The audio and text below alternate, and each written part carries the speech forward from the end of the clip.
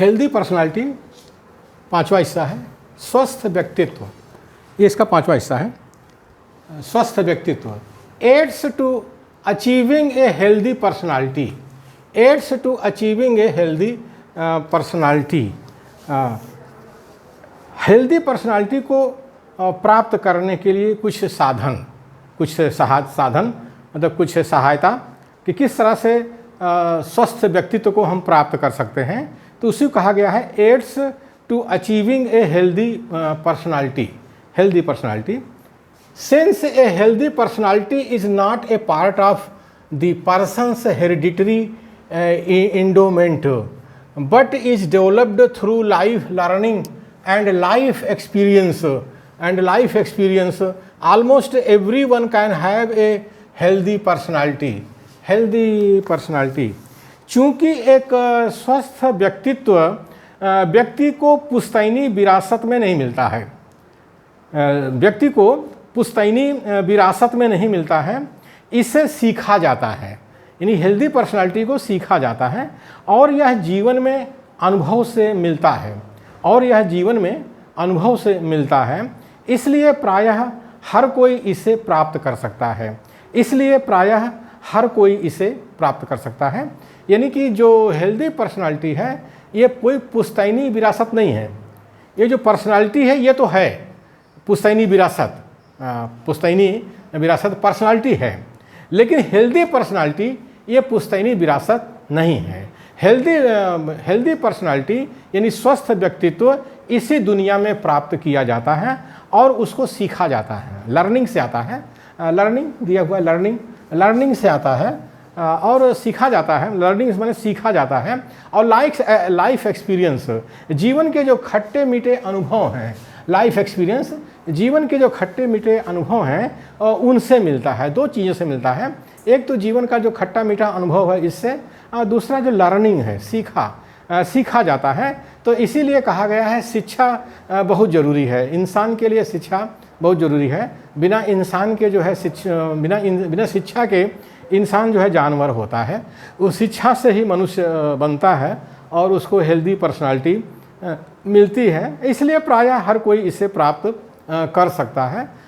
जिस समाज में लोगों का शिक्षा, स्वास्थ्य और रोजगार अच्छा होता है, वहाँ के लोगों का जो व्यक्तित्व है, पर्सनालिटी है, वो हेल्दी होती है, यानी स्वस्थ होती है। तो अब चूँकि हमारे भारत देश में मूल निवासी बहुजन जो 90% है, SC ST OBC माइनॉरिटी का समाज है, ये हज़ारों वर्षों से गुलाम रहा है। तो उसके लिए ये बहुत बड़ी समस्या है कि हेल्दी पर्सनालिटी कैसे मिले, स्वस्थ व्यक्तित्व उसको कैसे मिले।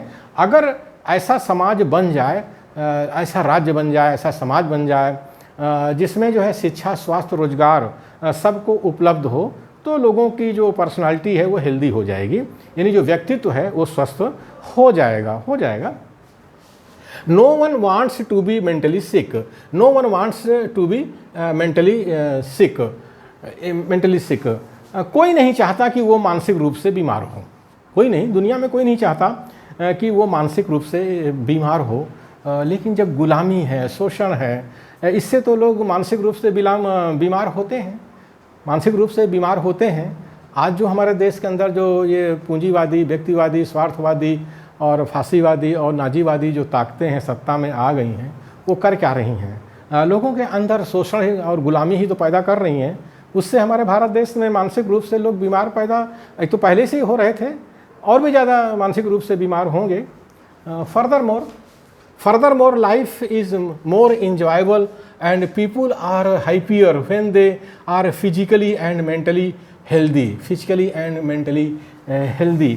इसके अतिरिक्त जीवन ज़्यादा आनंददायक है, इसके अतिरिक्त जीवन ज़्यादा आनंददायक है और लोग ज़्यादा प्रसन्न रह सकते हैं जब वे शारीरिक एवं मानसिक रूप से स्वस्थ हों, जब वे शारीरिक रूप से एवं मानसिक रूप से स्वस्थ हों। यानी ऐसा राज्य हो, ऐसा समाज हो जो लोगों को शिक्षा, स्वास्थ्य और रोजगार उपलब्ध करा सके तो उस राज्य में, उस समाज में शारीरिक एवं मानसिक रूप से लोग स्वस्थ हों।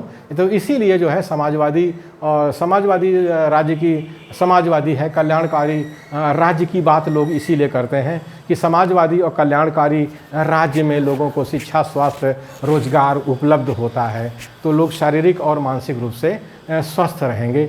और हमारे भारत देश में जो मूल निवासी बहुजन हैं, इसको तो सबसे ज़्यादा समाजवादी राज्य और कल्याणकारी राज्य की ज़रूरत है। The major problem is to know how to achieve good health. The major problem is to know how to achieve good health. सबसे बड़ी समस्या ये जानना है कि अच्छा स्वास्थ्य कैसे प्राप्त करें। सबसे बड़ी समस्या ये जानना है कि अच्छा स्वास्थ्य कैसे प्राप्त करें, यानी मानसिक और शारीरिक स्वास्थ्य को कैसे अच्छा कैसे प्राप्त करें।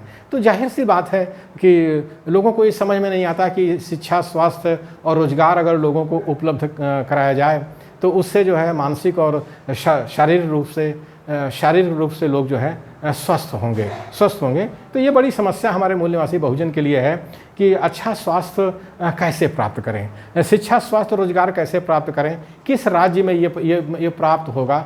तो ये समाजवादी है और कल्याणकारी राज्य में ही ये सब संभव है। लेकिन आज हमारे भारत देश में मोदी जी हमको ले जा रहे हैं पूंजीवादी और व्यक्तिवादी, स्वार्थवादी और वो शैतानवादी और क्या है वो फांसीवादी, नाजीवादी, ऐसा एक राज्य बनाना चाहते हैं। तो उसमें हम कैसे अच्छा स्वास्थ्य प्राप्त कर सकते हैं, खास करके इस देश का जो मूल निवासी बहुजन है वो नहीं प्राप्त कर सकता है। It is almost universally accepted among personologists that the key to good mental health is self-acceptance, while the chief cause of personality sickness is self-rejection.